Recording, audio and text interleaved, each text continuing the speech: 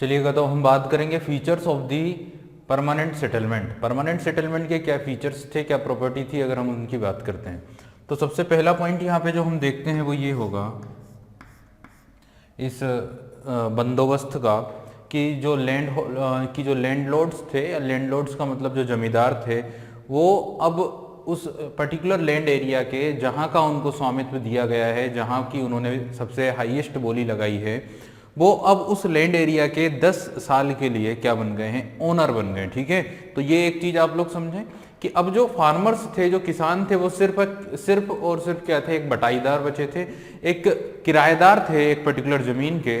सिर्फ और सिर्फ उन्हें क्या करना था, खेती करना था, मजदूरी करना था। ठीक है, जो उनको इतने समय से जो राइट्स मिल रहे थे एज अ ओनर, ठीक है, किसी जमीन के मालिक होने के नाते जो उन्हें राइट्स मिल रहे थे। देखिए, जब एक फार्मर खेती करता है अपनी जमीन पर, तो उसकी जमीन में ना बहुत सारा जो एरिया होता है वो एक फॉरेस्ट एरिया भी होता है, वहां से पानी के भी सोर्सेस होते हैं। ठीक है, तो अब क्या होता था कि अब अगर उन एरियाज में जो उसकी खेती का एक जो हिस्सा था, जिसका उसको मालिक समझा जा रहा था, जहाँ पे वो अपने पशुओं को चराने के लिए भी लेकर जाता था, ठीक है, बाकी सारे रिसोर्सेज का जो वो यूज करता था, वो सब राइट्स भी अब उससे क्या कर लिए गए थे, खत्म कर दिए गए थे। इट मीन्स कि अब वो कोई ओनर नहीं था। ठीक है, अब वो कोई मालिक नहीं था, अब वो सिर्फ एक किराएदार था। ठीक है, अब वो सिर्फ और सिर्फ एक पट्टेदार था, एक जमीन का पट्टेदार, यानी खेती करने वाला, सिर्फ मजदूरी करने वाला। तो पहला ही पॉइंट ये होगा कि लैंडलॉर्ड्स और zamindars were recognise as the owner of the land. ठीक है, तो जो जमींदार है उन्हें रिकॉग्नाइज किया गया है as the owner of the land, उस पर्टिकुलर जमीन का ओनर कंसीडर कर लिया गया है किसे, जमींदार को, जिसने उस लैंड के लिए सबसे बड़ी बोली, सबसे उच्च बोली लगाई थी। ठीक है ना, समझ में आ गई बात। दूसरा पॉइंट देखिएगा, they were given hereditary rights of succession of the land under them.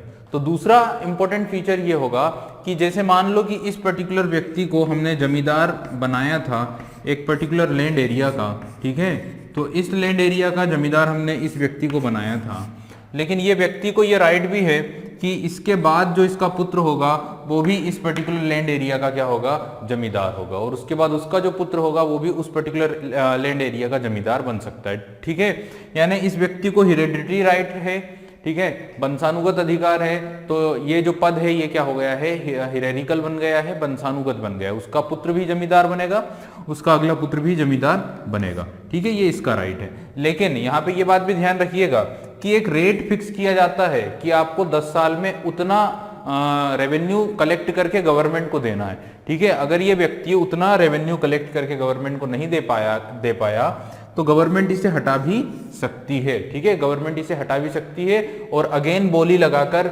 एक दूसरे जमींदार को वहां पे अपॉइंट कर सकती है। ठीक है, और फिर सारे सक्सेशन राइट जो होंगे वो उसके हो जाएंगे, दूसरे जमींदार के। तो दूसरा पॉइंट क्या बताया है कि हिरेरिकल राइट्स यहाँ पे मिल जाते हैं किसे, जमींदारों को। तीसरा पॉइंट ये है, द जमींदार कुड सेल और transfer the land as they wished. तो यहाँ पे तीसरा पॉइंट जो मैंने बताया है कि ये जो व्यक्ति है ना, जिसे जमींदार बनाया गया है, ये इस लैंड एरिया को किसी दूसरे व्यक्ति को सेल भी कर सकता है। क्या कर सकता है, सेल भी कर सकता है। इट मींस कि ये उसे बेच भी सकता है, या फिर ये ट्रांसफर भी कर सकता है, सेल और ट्रांसफर। ठीक है, इट मींस कि इसने क्या किया कि जैसे मान लो ये व्यक्ति है, तो ईस्ट इंडिया कंपनी के अधिकारियों की जो बात हुई है वो इस व्यक्ति से हुई है। ठीक है, ईस्ट इंडिया कंपनी के अधिकारियों की जो बात हुई है वो इस पर्टिकुलर पर्सन से हुई है कि ये टैक्स जो है रेवेन्यू कलेक्ट करके ईस्ट इंडिया कंपनी को देगा। लेकिन इसने सोचा कि क्यों मैं फालतू इतनी मेहनत करूं, ठीक है, क्यों मैं सारी चीज़ों की जिम्मेदारी अपने सिर पर लूं। तो इसने क्या किया कि ये जिम्मेदारी इस दूसरे व्यक्ति को दे दी। ठीक है, इसने अपनी जिम्मेदारी इस दूसरे व्यक्ति को दे दी है। तो अब ये व्यक्ति क्या करेगा, लैंड एरिया के फार्मर्स से टैक्स रिसीव करेगा, ये उस रेवेन्यू को इन्हें देगा, ये रेवेन्यू को ईआईसी को देगी। ईआईसी ने तो रेट फिक्स कर दिया है। ठीक है, ईआईसी इसे बढ़ाएगी नहीं, घटाएगी नहीं, चाहे जितना ये वसूल कर लें फार्मर्स से, चाहे जितना ये कलेक्ट कर लें फार्मर्स से, ईआईसी को तो फिक्स अमाउंट जो है वो देना है, जो पहले से ही तय कर दिया गया। ठीक है, उसमें कोई चेंज नहीं हो सकता है। ठीक है, ये बात तय थी। अब ये अगर चाहे ना तो ये अगले व्यक्ति को भी ट्रांसफर कर सकता है responsibility to collect the taxes from the farmers, तो ये भी ट्रांसफर किया जा सकता है। अब यहाँ पे आ जाता है आपका लैंड एरिया, ठीक है, जमीन जहाँ पे फार्मर्स बैठे हुए हैं और फार्मर्स खेती कर रहे हैं। मान लो कोई 10 विलेजेस हैं या 10 विलेजेस या 20 विलेजेस हैं, तो उन 10-20 गांवों का रेवेन्यू कलेक्ट करेगा ये व्यक्ति, ठीक है, इसमें से अपना हिस्सा निकालेगा और फिर किसे दे देगा, इसे दे देगा। ये व्यक्ति अपना हिस्सा निकालेगा और फिर बाकी का जो है वो इसे दे देगा। ये व्यक्ति अपना हिस्सा निकालेगा और फिर किसे दे देगा, ईस्ट इंडिया कंपनी को। एक पर्टिकुलर फिक्स अमाउंट था ईस्ट इंडिया कंपनी का, उतना उसे मिलना चाहिए था, ठीक है। तो इस तरह से भी क्या किया जा सकता था कि आप या तो जो जमींदार थे वो अपनी जमीनों को बेच भी सकते थे किसी व्यक्ति को, या फिर उसे ट्रांसफर भी कर सकते थे, ठीक है। तो ये चीजें यहाँ पे देखने को मिलती है इस परमानेंट सेटलमेंट वाले बंदोबस्त में। चौथा जो फीचर है वो ये है, the zamindars proprietorship would stay as long he paid the fixed revenue at the said date to the government. तो ये चीज जो मैंने अभी आप लोगों को एग्जाम्पल में समझाई थी कि जो जमींदार के प्रॉपर्टीयरशिप राइट है, जमींदार के जो मालिकाना हक है, ये कब तक बने रहेंगे कि जो फिक्स अमाउंट तय किया है ईस्ट इंडिया कंपनी ने। ईस्ट इंडिया कंपनी ने क्या किया है कि एक फिक्स अमाउंट तय किया है, आपको उतना पैसा आपको देना होगा, उतना रेवेन्यू आपको कलेक्ट करके देना होगा, ठीक है। ये बात क्लियर हो गई है। तो अगर कोई भी व्यक्ति, कोई भी जमींदार उस फिक्स अमाउंट को अगर दे नहीं पाता है, तो उसकी जो राइट है जमींदार की उस पर्टिकुलर जमीन पर, वो खत्म की जा सकती है, ठीक है। तो ये एक पॉइंट ध्यान रखिएगा, the zamindar proprietorship would stay as long as he paid the fixed revenue at the said date to the government. तो गवर्नमेंट ने जिस पर्टिकुलर डेट के लिए रेवेन्यू जितना तय किया है, अगर कोई जमींदार उतना दे रहा है सिस्टोमेटिकली तरीके से, डेट टू डेट अगर दे रहा है, तो उसके जो राइट हैं उस लैंड एरिया पर वो बने रहेंगे। लेकिन अगर वो नहीं दे पा रहा है तो उसके राइट वहां से खत्म किए जाएंगे और किसी अगले व्यक्ति को वहां के जमींदारी अधिकार दे दिए जाएंगे, ठीक है। तो ये चौथा फीचर मैंने आप लोगों को बताया। पांचवा फीचर ये है, if they failed to pay their rights. जैसा कि अब ये देखिए दोनों चीजें एक दूसरे रिलेटेड, अगर वो देते हैं तो वो राइट उनके बने रहेंगे। लेकिन अगर कोई व्यक्ति यहाँ पे उस पर्टिकुलर डेट पर उतना रेवेन्यू देने में अनसक्सेस हो जाता, असफल हो जाता है, तो क्या होगा, ठीक है। If they failed to pay their rights, if they failed to pay their rights would cease to exist, the land would be auctioned off, ठीक है। तो अगर वो देने में असमर्थ हो गए, जितना कि अमाउंट फिक्स किया है ईस्ट इंडिया कंपनी ने उस पर्टिकुलर लैंड एरिया के लिए, उतना रेवेन्यू अगर वो देने में अनसक्सेस हो जाते हैं, तो फिर उस जमीन की जो बिड है, जो बोली है, वो पुनः से लगाई जाती है और किसी अगले व्यक्ति को उस पर्टिकुलर लैंड एरिया का जमींदार नियुक्त कर दिया जाता है, ठीक है। तो ये चीज आ जाती है आपको। पांचवा जो फीचर है वो मैंने ये बताया है। तो 4 और 5 आप लोग समझ गए होंगे, 2 और 3 इजी हैं। पहले में तो ये बात हमने बोली है कि जो लैंडलॉर्ड्स थे वो एक प्रकार से ओनर हो चुके थे 10 ईयर के लिए उस एरिया, उस जमीन के, जिसके जहां से ये सिर्फ टैक्स वसूलते थे, लेकिन अब ये वहां के मालिक थे, ठीक है ना। तो अब सारा काम, सारी जिम्मेदारी, सारे अधिकार, सारे राइट्स इनके पास थे, सारी पावर्स इनके पास थी। फार्मर्स अब सिर्फ और सिर्फ खेती करने के लिए बचा था, जो सिर्फ अपने जमीन पर खेती करता था, ठीक है। दूसरी चीज हमने ये बताई कि ये जो जमींदार हैं, ये चाहें तो उस जमीन को क्या कर सकते हैं। अच्छा, यहाँ पे दूसरे नंबर पे मैंने ये बताया था कि इन जमींदारों को वंशानुगत अधिकार थे, उनको हिरारिकल राइट्स थे, तो वो क्या कर सकते थे, अपने बाद अपने पुत्र को भी जमींदार बना सकते थे, ठीक है। तीसरा मैंने ये बताया कि वो इस लैंड एरिया को सेल भी कर सकते हैं और ट्रांसफर भी कर सकते हैं। चौथा पॉइंट मैंने ये बताया कि इनके जो राइट्स हैं कब तक बने रहेंगे, जब तक कि एक पर्टिकुलर डेट पर एक फिक्स अमाउंट अगर ये गवर्नमेंट को पहुंचाते रहे तब तक बने रहेंगे। और इफ दे फेल्ड टू पे, यदि वो उतना अमाउंट देने में फेल हो गए हैं, देन फिर उनके जो राइट्स है वो खत्म हो जाएंगे और फिर ऑक्शन के माध्यम से किसी दूसरे व्यक्ति को वो राइट्स मिल जाएंगे, ठीक है। तो ये चीज आप लोग समझें। अब हम देखते हैं कि नेक्स्ट जो फीचर है, नेक्स्ट जो प्रॉपर्टी है इस बंदोबस्त की, वो ये है कि the amount to be paid by the landlords was fixed. तो ये चीज सबसे खास है कि जो अमाउंट पे करना है लैंडलॉर्ड को, वो क्या है, फिक्स है, ठीक है।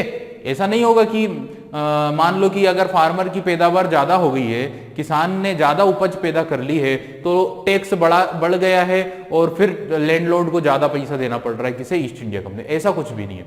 या फिर अगर मान लो कि कम पैदावार हुई है तो कम टैक्स किया जाना है, ऐसा भी नहीं है, ठीक है ना।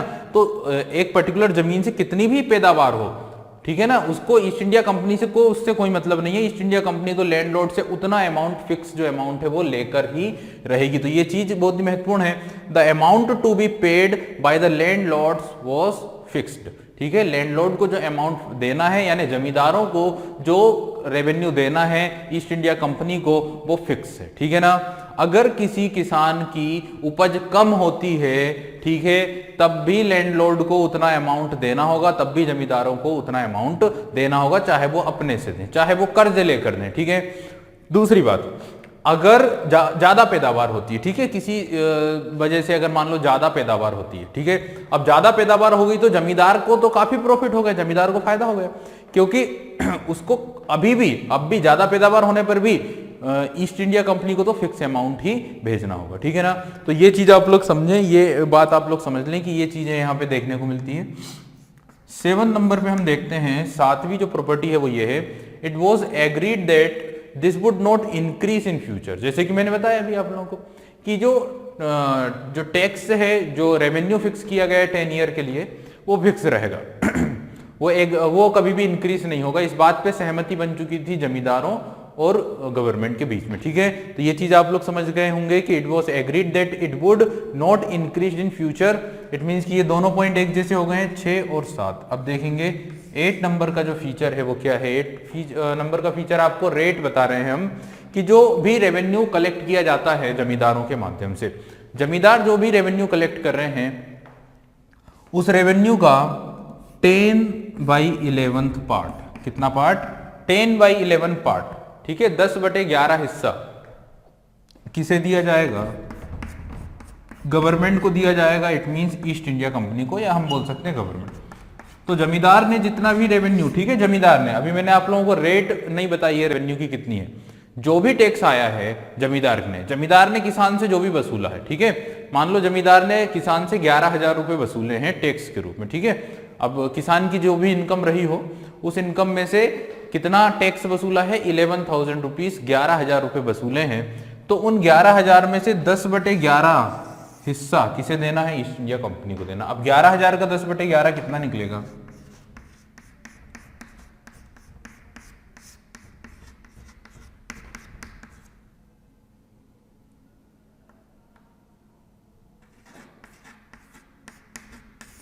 ₹10,000। इट मीन्स कि गवर्नमेंट को कितना देना होगा, 10,000 रुपए देना होगा गवर्नमेंट को। ठीक है, और जो लैंडलॉर्ड है वो कितना हिस्सा रखेंगे, तो लैंडलॉर्ड रखेंगे 1/10 हिस्सा। ठीक है, जो 1/10 हिस्सा है, 1/10 जो पार्ट है वो किसका होगा, वो होगा आपके किसका, लैंडलॉर्ड्स का। तो अब 11,000 का 1/10 कितना निकलता है, तो इजीली आप लोग बता पाएंगे कि 1 0 से 1 0 कैंसिल। इट मींस 1,100 रुपए जो होंगे वो किसके होंगे, वो होंगे लैंडलॉर्ड के।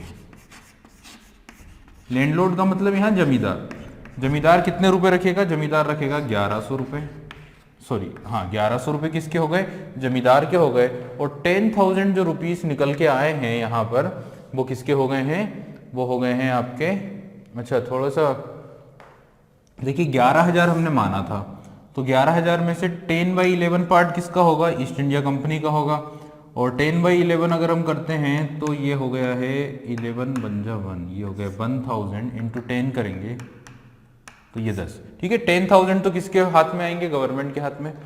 अब 10,000 इनके हाथ में आ गए तो बचा कितना, 1,000 ही तो बचा, तो 1,000 किसके हाथ में आना चाहिए, लैंडलॉर्ड के हाथ में आना चाहिए। ठीक है, और वो बोला गया है कितना, 1/10।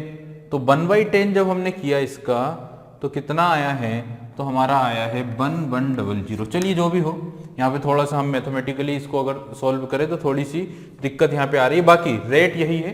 ठीक है, 10/11 पार्ट जो होगा वो किसका होगा, टोटल रेवेन्यू का 10/11 पार्ट जो है जमा करना होगा गवर्नमेंट के पास, और 1/10 पार्ट रखना है किसके पास, उस लैंडलॉर्ड को खुद के पास रखना, जमींदार को अपने पास ही रखना। ठीक है, तो ये चीज आप लोग समझ गए होंगे।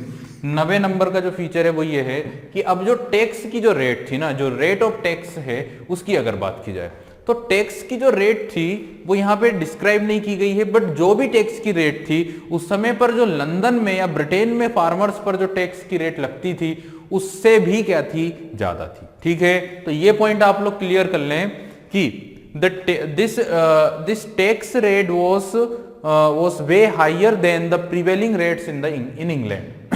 तो इंग्लैंड में जो भी फार्मर्स पर टैक्स की रेट लगती थी उससे भी ज्यादा टैक्स की रेट यहाँ पर लगाई गई थी, और लगातार जो रेवेन्यू कलेक्शन था गवर्नमेंट का वो बढ़ता जा रहा था यहाँ पर, ठीक है। लेकिन अगर हम बात करें ना कि जैसे मान लो यहाँ पे जब बाद में कॉर्नवालिस के बाद में जब एक गवर्नर जनरल आते हैं सर जॉन सॉर, तो जब उन्होंने चीज़ों का कैलकुलेशन किया तो उन्होंने सोचा, उन्होंने ये चीज़ पता करी कि मान लो फार्मर्स ने अगर 100 की इनकम की है तो उसमें से 45 जो है वो गवर्नमेंट रख रही है, 15 पार्ट लैंडलॉर्ड्स रख रहे हैं, और 40 पार्ट जो है वो किसके हाथ में आ रहा है, जो खेती करने वाला काश्तकार है जो खेती करने वाला किसान है उसके हाथ में आ रहा है 40 पार्ट, ठीक है ना। तो लगभग ये रेशो बताया गया है कि 45 गवर्नमेंट के हाथ में, 15 लैंडलॉर्ड के हाथ में, और 40 पार्ट जो है वो किसके हाथ में आता था, किसानों के हाथ में आता था, ठीक है। इस तरह की रेट यहाँ पे यूज की जा रही थी। It was implemented in 19% of the British areas. ये जो स्कीम थी, ये जो फीचर, ये जो बंदोबस्त था, ये ईस्ट इंडिया कंपनी की टोटल टेरिटरी के 19% पार्ट पर 19% हिस्से पर क्या हुआ था, इंप्लीमेंट किया गया था, ठीक है ना। तो अब मैं एक बार आपको फिर से बता देता हूं कि इस पर्टिकुलर बंदोबस्त के क्या क्या फीचर्स हमने देखे हैं। तो सबसे पहली बात ये आती है कि लैंडलॉर्ड्स अब यहाँ पे 10 ईयर के लिए उस पर्टिकुलर जमीन के क्या बन चुके हैं, उस पर्टिकुलर लैंड एरिया के क्या बन चुके हैं, ओनर बन चुके हैं, क्लियर। तो उन्हें सारे ओनरशिप के राइट्स होंगे। अब देखिए अगर आप ऑनर है ना तो आपकी कुछ रिस्पॉन्सिबिलिटी भी होना चाहिए, ठीक है। तो अब आप ही की रिस्पॉन्सिबिलिटी है कि आप किस तरह से पैदावार को बढ़ाते हैं, किस तरह से आप उस जमीन की इनकम ज्यादा कर पाते हैं, ठीक है। तो ये भी आपकी ही रिस्पॉन्सिबिलिटी होना चाहिए। लेकिन जमींदार उस रिस्पॉन्सिबिलिटी से दूर रहे, उनका मकसद था कि ज्यादा से ज्यादा क्या हो, पैदावार हो, लेकिन रिस्पॉन्सिबिलिटी नहीं उठाई उन्होंने इस बात पर फोकस नहीं किया कि किसानों की क्या रिक्वायरमेंट्स है, किसानों को क्या जरूरतें हैं, किस तरह से किसानों की पैदावार बढ़ेगी, किस तरह से किसानों का जीवन सरल हो पाएगा और ठीक हो पाएगा।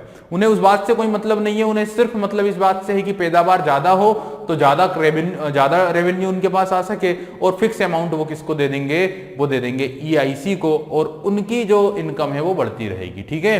तो यहाँ पे किसानों के साथ काफी अत्याचार किया गया था। एक चीज जो क्लियर हो जाती है वो ये कि सिस्टम से किसानों की जो दुर्दशा थी, किसानों की जो दशा थी वो बहुत ही ज्यादा बुरी हो जाती है, ठीक है।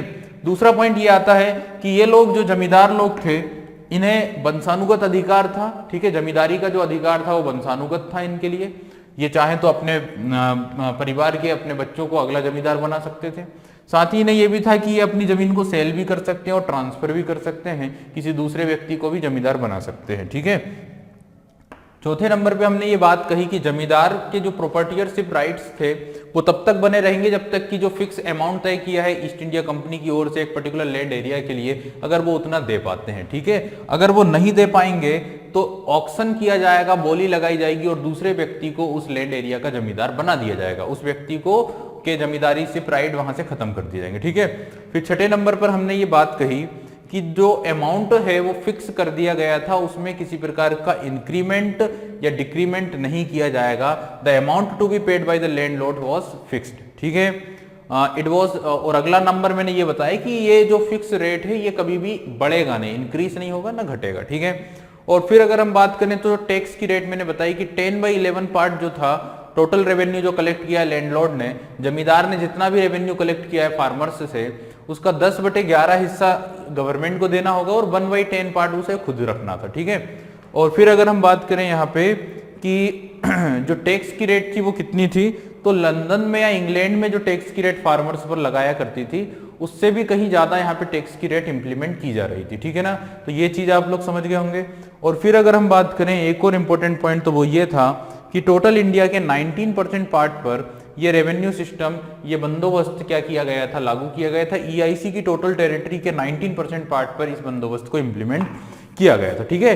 अब हम बात करेंगे इस पर्टिकुलर लैंड रेवेन्यू सिस्टम के कुछ एडवांटेज की, कुछ विशेषताओं की, या कुछ जो एडवांटेज थे इस सिस्टम के उसके बारे में, ठीक है। चलिएगा तो अब हम बात करेंगे कुछ advantages of the permanent settlement system, ठीक है। स्थायी बंदोबस्त की क्या एडवांटेज थे। देखिए एडवांटेज तो क्या, अगर हम बोलें कि हर एक चीज के एडवांटेज होते हैं, लेकिन अगर उसको पॉजिटिवली अगर इंप्लीमेंट किया जाए और अगर व्यक्ति के दिमाग में पहले से ही खुराफात हो तो कोई एडवांटेज ही सारे डिसएडवांटेज के रूप में हो जाते हैं, ठीक है। तो यहाँ पे ना इस सिस्टम के एडवांटेज तो हैं, लेकिन अगर आपने ठीक से काम किया तो एडवांटेज है, और अगर आप सिर्फ प्रॉफिट अर्न करने के लिए हिसाब से काम कर रहे थे तो फिर कोई एडवांटेज नाम से कोई चीज होती ही नहीं है, ठीक है। तो देखिए एडवांटेज क्या थे अगर ठीक से इंप्लीमेंट किया जाता तो, ठीक है।